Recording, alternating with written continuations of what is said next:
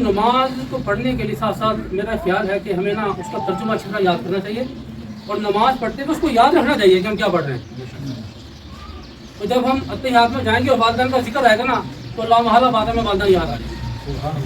اب جب وہ یاد آئیں گے تو وفات اگر ان کی ہو چکی ہے تو سلام پھیرنے کے بعد میرے ساتھ ضرور ہوگا کہ ہم نے والد کے لیے کیا کیا، والدہ کے لیے کیا کیا. تو نتیجہ یہ ہے کہ ہم ان کے سارے ثواب کے لیے کچھ نہ کچھ لازمی کچھ نہ کچھ کریں.